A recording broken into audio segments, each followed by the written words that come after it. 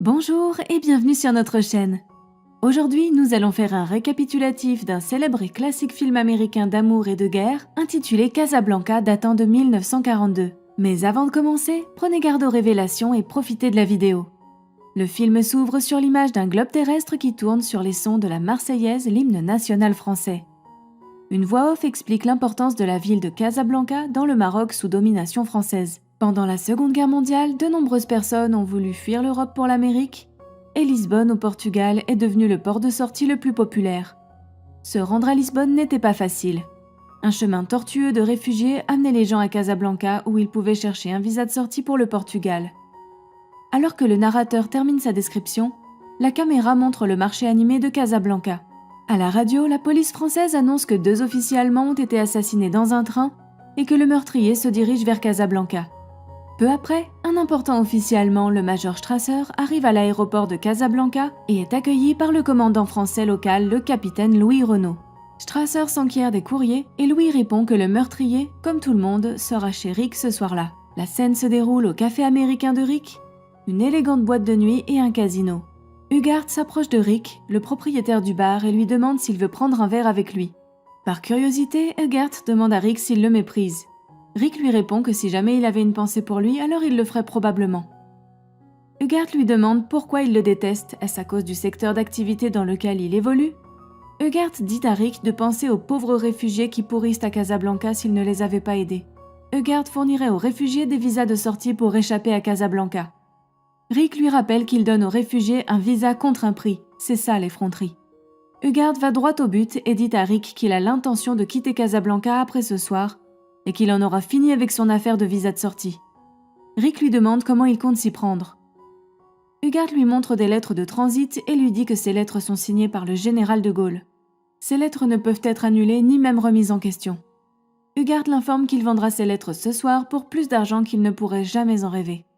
Rick semble impressionné et Hugart lui demande s'il peut garder ses lettres de transit pour lui. Rick observe sèchement que les courriers allemands assassinés transportaient également des lettres de transit, mais il accepte les lettres et les cache dans le piano que joue Sam, le musicien de la maison. Le signor Ferrari, propriétaire du bar rival le Blue Parrot, propose d'acheter celui de Rick, mais ce dernier répond que son bar n'est pas à vendre. Yvonne, l'amante délaissée de Rick, tente d'organiser un rendez-vous pour ce soir, mais Rick rejette ses tentatives de le coincer et appelle un taxi pour la renvoyer chez elle. Louis dit à Rick qu'il va procéder à une arrestation et le met en garde contre la protection du tueur du coursier. Rick répond « Je ne me mets en danger pour personne ». Louis mentionne également Victor Laszlo, un célèbre nationaliste tchèque qui va arriver à Casablanca et met en garde Rick contre toute tentative d'aider Laszlo, dont les activités politiques constituent une menace pour l'Allemagne nazie. Au cours de la conversation qui s'ensuit, nous apprenons que Rick a participé à des guerres antifascistes dans les années 1930, soutenant les républicains dans la guerre civile espagnole et les Éthiopiens contre l'Italie. L'arrivée de Strasser coupe court à la conversation. En présence de l'officier allemand, Louis décide que le moment est venu d'arrêter le meurtrier des courriers allemands. Coincé, Hugart appelle Rick à l'aide, mais ce dernier ne fait rien. Après que les choses se soient calmées, Laszlo entre dans le bar avec Ilsa. Ils sont venus chercher des visas de sortie. Strasser aborde Laszlo avec hostilité, et Louis demande poliment que Laszlo se présente à son bureau le lendemain. Pendant ce temps, Ilsa et Sam, qui se sont reconnus, commencent à parler. Au début, Sam refuse la demande d'Ilsa de jouer As Time Goes By, mais il finit par céder. La musique amène Rick au piano. « Je pensais t'avoir dit de ne jamais jouer », commence-t-il, s'interrompant lorsqu'il voit Ilsa. Laszlo et Louis rejoignent le groupe et Rick s'assoit pour boire un verre, violant ainsi sa règle de ne jamais boire avec les clients. Lorsque le couple part, Rick ramasse l'addition, enfreignant ainsi une autre règle personnelle. Plus tard dans la soirée, Rick boit seul après la fermeture du bar. Sam joue à nouveau As Time Goes By et Rick pense au passé. Dans un flashback, on voit un Rick plus heureux, moins hagard, à Paris avec Ilsa à ses côtés. Il traverse la ville en voiture, descend de la Seine en bateau, ouvre une bouteille de champagne et danse dans un club. Bien qu'ils soient clairement amoureux, ils évitent toute question sur le passé de l'autre. Lorsqu'ils apprennent que l'armée allemande s'approche de Paris, Rick sait qu'il devra quitter la ville.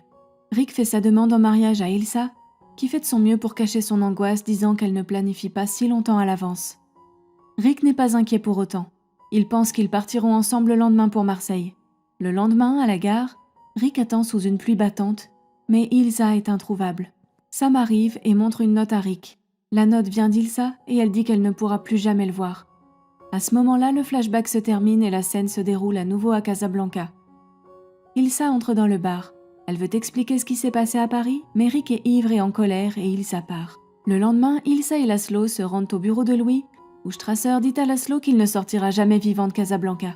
Le couple se rend ensuite au Blue Parrot pour rendre visite au Signor Ferrari et arrive juste au moment où Rick part.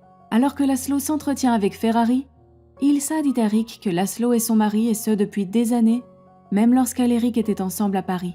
Ferrari dit qu'il peut obtenir un visa pour Ilsa mais pas pour Laszlo. Le couple décide de ne pas se séparer. Ferrari suggère qu'il parle à Rick, qu'il soupçonne de détenir les lettres de transit volées d'Ugart. Ce soir-là, chez Rick, une jeune femme bulgare, Madame Brandel, s'approche de Rick pour lui demander si Louis est digne de confiance. Louis, comme Rick le sait, a l'habitude d'offrir aux réfugiés des visas de sortie en échange de relations sexuelles. Rick répond que la parole de Louis est bonne, mais ne voulant pas que le nouveau mariage de Madame Brandel soit mis à mal, il s'arrange pour que son mari gagne gros à la roulette afin qu'ils puissent acheter un visa par eux-mêmes. Plus tard, Laszlo demande à parler à Rick. Il propose d'acheter les lettres de transit, mais Rick dit qu'il ne les vendra jamais. Quand Laszlo demande pourquoi, Rick répond « Demande à ta femme ». Les soldats allemands se sont rassemblés autour du piano de Sam et chantent l'hymne national allemand. Laszlo demande à l'orchestre de jouer la Marseillaise, l'hymne national français, et entraîne les clients du bar dans une interprétation entraînante de la chanson qui noie les Allemands. Strasser est furieux et exige que Louis ferme le café américain de Rick.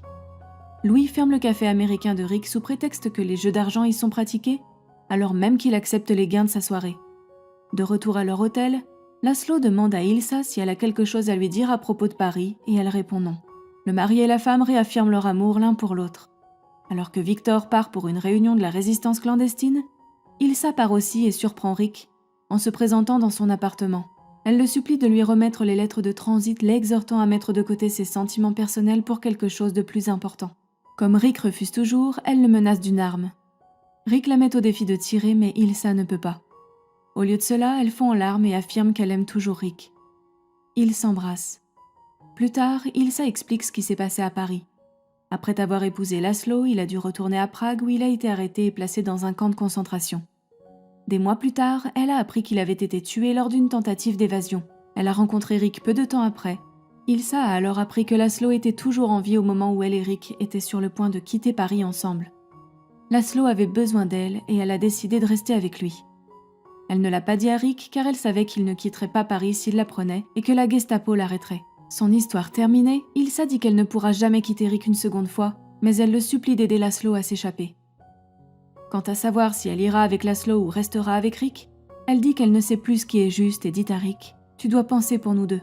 Plus tard dans la soirée, Laszlo prétend savoir que Rick aime Ilsa et demande les lettres de transit pour elle. C'est alors que les soldats allemands font irruption chez Rick et arrêtent Laszlo. Le lendemain, Rick plaide auprès de Louis pour qu'il libère Laszlo, disant que Laszlo peut être arrêté pour un motif plus grave, la possession des lettres de transit volées. Rick dit également à Louis qu'il prévoit d'utiliser les lettres pour s'échapper avec Ilsa. Cet après-midi-là, Rick vend son club à Ferrari. Le soir, chez Rick, alors qu'il remet les lettres à Laszlo, Louis sort de l'ombre pour procéder à l'arrestation. Tout aussi soudainement, Rick sort une arme et la pointe sur Louis. Il ordonne à Louis d'appeler l'aéroport pour s'assurer que le vol du soir pour Lisbonne décollera comme prévu. Louis fait semblant d'appeler l'aéroport mais appelle Strasser. À l'aéroport, Rick fait remplir à Louis les lettres de transit pour monsieur et madame Victor Laszlo. Ilsa s'y oppose, mais Rick dit qu'il a réfléchi pour eux deux et a décidé que pour que Laszlo puisse continuer à faire son travail, il a besoin d'Ilsa à ses côtés. Rick dit à Laszlo qu'Ilsa lui a rendu visite la nuit dernière et a prétendu l'aimer encore pour obtenir les lettres. Il savait qu'elle mentait, dit Rick, parce que c'était fini depuis longtemps. Pendant que Rick parle, Ilsa sanglote en arrière-plan. Après leurs adieux, les Laszlo montent dans l'avion. C'est alors que Strasser arrive. Il appelle la tour de radio pour empêcher l'avion de décoller, mais Rick lui tire dessus et l'avion repart. La police française arrive et Louis, qui a tout vu, ordonne « Rassembler les suspects habituels ». Alors que les policiers s'en vont, Louis félicite Rick d'être devenu patriote, puis devient lui-même patriote, symbolisé par le fait qu'il jette une bouteille d'eau de Vichy, eau produite dans la région non occupée de la France qui persécutait les Juifs et tentait de gagner la faveur des nazis. Rick et Louis marchent ensemble le long de la piste. Louis dit qu'il peut s'arranger pour que Rick s'échappe à Brazzaville, une autre colonie française en Afrique, puis annonce qu'il va y aller aussi. Le film se termine par la fameuse phrase finale de Rick. « Louis, Je pense que c'est le début d'une belle amitié. La Marseillaise joue en fond sonore. C'est tout pour aujourd'hui. Si vous avez aimé cette vidéo, veuillez aimer, partager et commenter. N'oubliez pas de vous abonner et d'activer les notifications pour pouvoir regarder d'autres vidéos comme celle-ci. Merci d'avoir regardé.